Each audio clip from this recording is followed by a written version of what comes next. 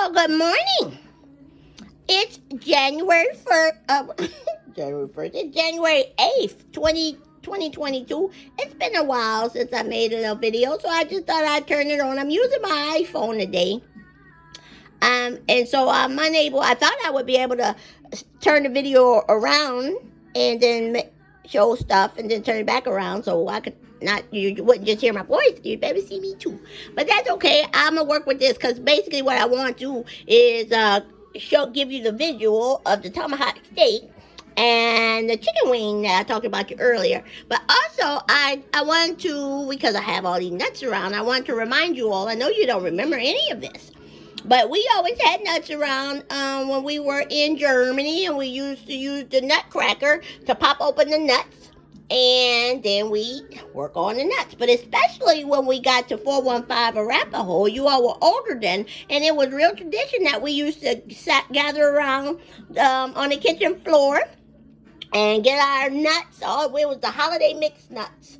But you see those pecans in there. We also, Reggie had an uncle who used to always give us bags of nuts. I think he must have had a pecan tree in his backyard. And he would either send us bags of nuts in the mail, depending on where we were living, either Germany or Texas.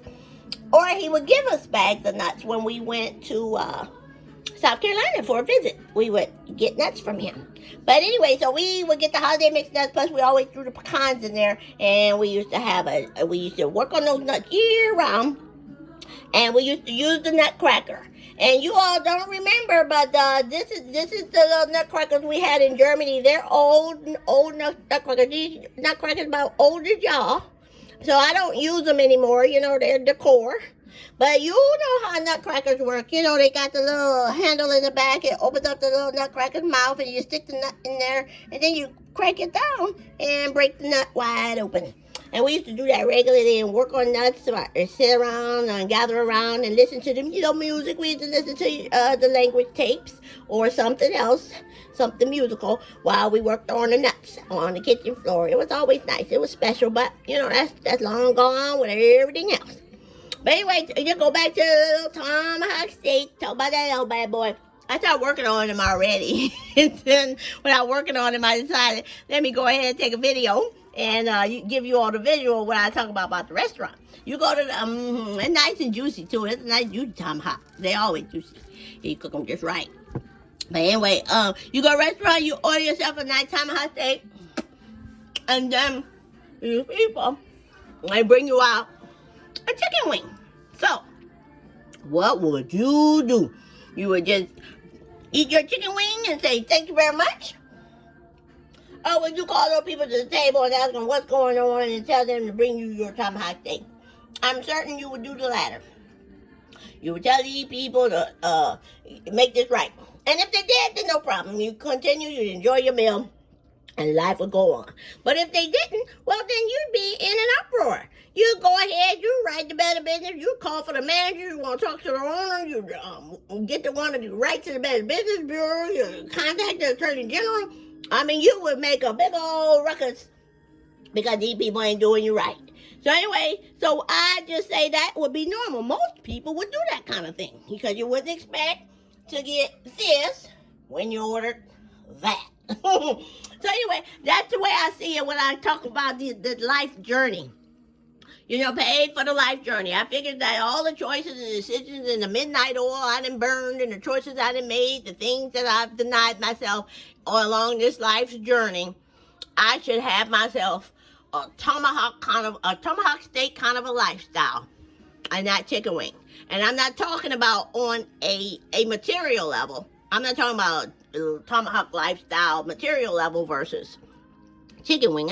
Material things, they come and go. That's not what I'm talking about. I'm talking about on an intangible treasures kind of level. You know, the choices that you make, the things when you think you're working towards something and committing towards something greater than yourself.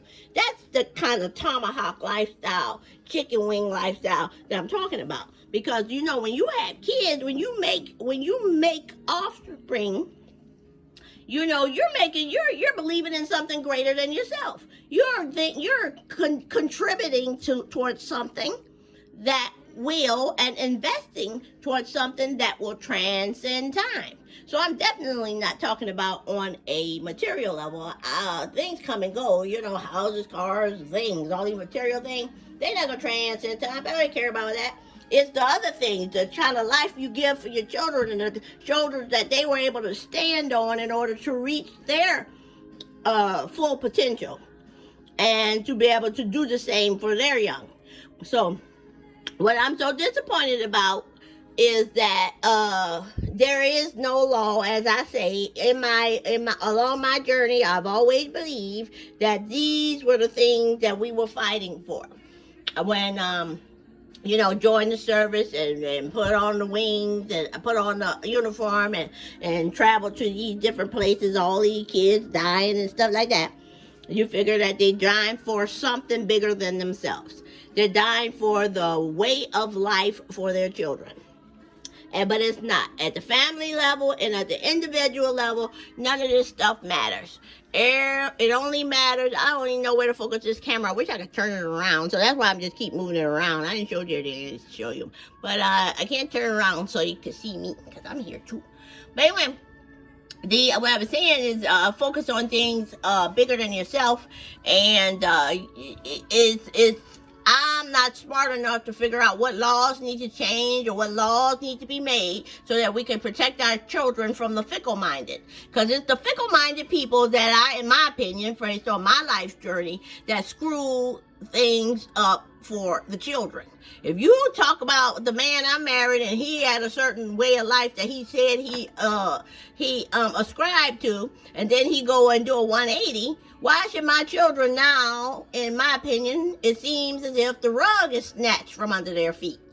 Oh, you're just standing there nice and firm on a good solid foundation, and now somebody just go ahead and snatch their rug from underneath their feet.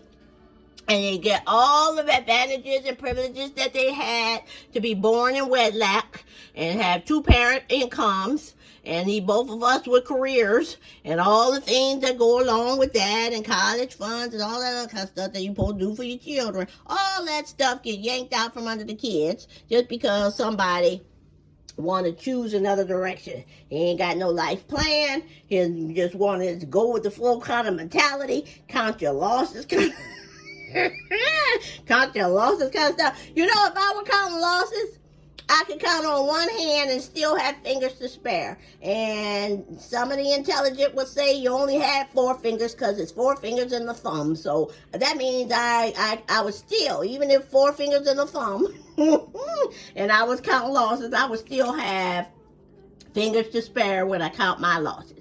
But if I were to count my children's losses, all the losses of the things that you had, things that you don't remember, from the traditions to the little things, I would still be counting losses. And your children would be counting losses. The thing is, it's the little things. It's not the big things sometimes that you remember. Like the time when, Dad used to pick you up and put him on his shoulder. Your dad was over 6 feet tall, and he would take his little boys up and put you on top of his shoulder and walk around with you. Well, whether we were, no matter where we were, at a game, or going to the movies or at the mall or whatever, you would just have a beam on your face from ear to ear. I guess you felt 10 feet tall.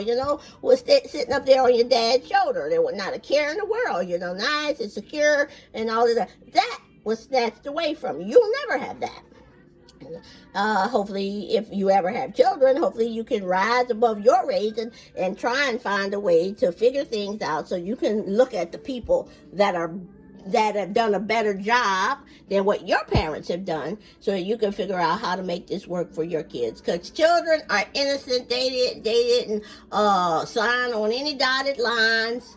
All they were was needing people to do what they say they were going to do and protect them from all the things. And see, had I known that I had to protect my children from, I'm going to take a bite. Nice bite of this thing. Had I known I had to protect my children from the things on the inside, from their family, that would have been the first thing on my platter. I would have done that. But hindsight 2020. But I'm still making these little videos just so you can have them. I'm about to go enjoy my steak and eggs. And then I'm gonna hit the road. Maybe I'll make some videos on my way or in McKinney, Texas. We'll see. I'll just what? I'll just go with the flow. Bye.